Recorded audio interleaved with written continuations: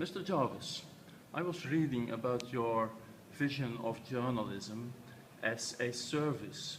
So what do you mean by that? I think it's important, especially for journalism students, to, and all of us really, to question the industrial age assumptions about our business. The things that come out of the fact that we had to make something on paper once a day, or make a show for that matter once a day.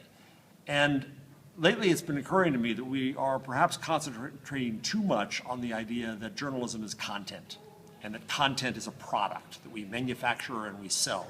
And that gets us into all kinds of assumptions about the notion of paywalls, you have to buy this, and about how we structure our organizations and where our value is and everything else.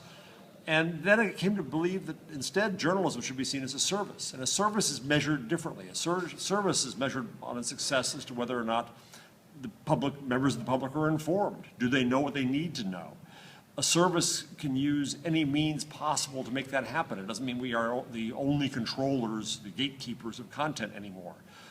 And a service necessarily is about serving people with relevance as individuals rather than as a mass. And that's an important cultural shift for us because we're used to making one product for all. We expect everybody to read what we've done. Google, on the other hand, looks at the world differently. And at a Google Big Tent event in New Delhi a few weeks ago that I attended, Eric Schmidt sat on stage and he took out his phone. And the rationale about economics of the web have been that we go from print dollars to digital dimes to mobile pennies. But Schmidt said this will be more valuable than the web because we know who you are and we know things about you. Don't get freaked about privacy there, right? It knows where you are, and so it's going to give you local ads. That makes those ads more valuable. That makes you more valuable as an individual. That's more valuable than mass advertising. The content that Google can give me that's relevant to me is more valuable than the content that comes in a one-size-fits-all product.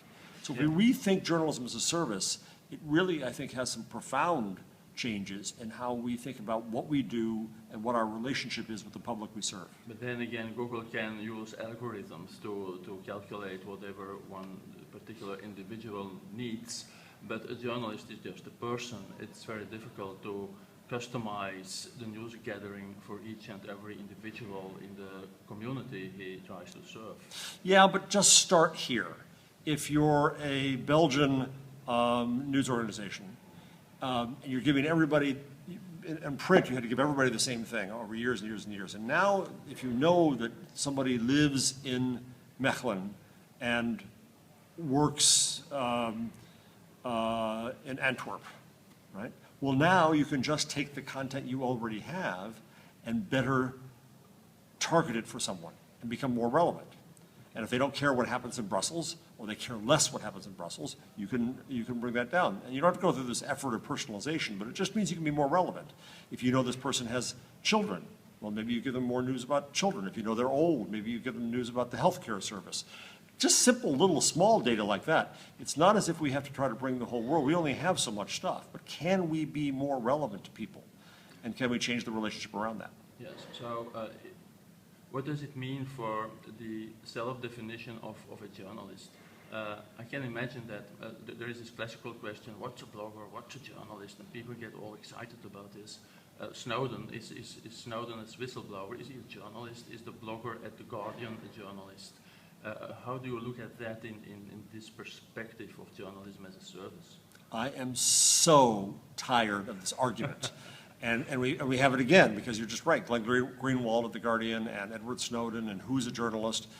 And the New York Times had a debate about this recently. Others did. So I wrote a post the other day on my blog in which, and maybe I went too far, but that's what I do. I said that there are no journalists. There is only the service of journalism. That is to say that we're asking the wrong question when we say, who's a journalist? Now anyone can perform an act of journalism. That doesn't mean that everyone does all the time, but if I go out, and I'm not a journalist here in Belgium, if I go out and see some news on the street and take a picture, I performed an act of journalism. A witness can share what she sees with the world. That can be journalism.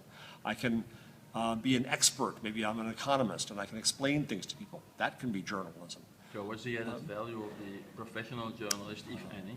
That's exactly the right question to ask. There's already going to be flows and pools of information that will happen without us. We as journalists have to concentrate very heavily on where do we add value. There's many areas where we're needed to add value. The first and most important thing is that these flows of information that are going to occur in Twitter and Wikipedia and whatever, that's not going to answer a lot of questions that should be asked. The journalist needs to go and find out what questions aren't being asked and go get answers. That's reporting. That is our key highest value. We can also add context. We can debunk rumors. We can confirm facts. We can give timelines. We can give explanation. We can go help find experts. These are all areas where journalists do indeed and should continue to add value. But being the gatekeeper of all information, that's no longer a good business. And so what does it mean for the people aspiring to become journalists, or for those who are journalists? What are other new skills we ought to learn? I teach at City University of New York, Graduate School of Journalism, and it's a fairly new still, 7-year-old school. And our applications are going up. Young people recognize this is an exciting time to be a journalist, even if some of their elders, that legacy organizations are mournful these days, because they recognize that it's changing, that there's opportunity for them because they're open to thinking in new ways. So at CUNY, we teach all students all media. Doing some studies right now, trying to figure out how to get even more efficient about that and offer more skills and more tools that we can teach to more students more efficiently. But they all do all media. That's vital. I also teach students entrepreneurial journalism. I teach them how to start a business, how to maybe create their own job, because a lot of them will go to work for a company and act entrepreneurially and innovatively there. But there's also the opportunity now, which wasn't possible for a century, for just you or me to go and start your own media enterprise. And do they succeed? A little early to tell. We have some success stories so far. We have some people who are doing it, but it's hard.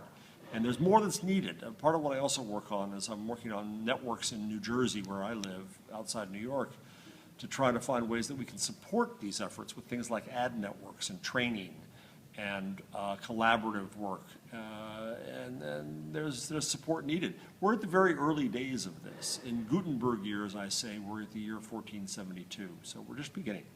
Yeah, so and how could publishers, for instance, publishers of print newspapers, should they just stop the presses? I think that what we have to do is first make sure that we have a service that is valuable to people, using all the appropriate technology to do the best job we can to be the most relevant to them.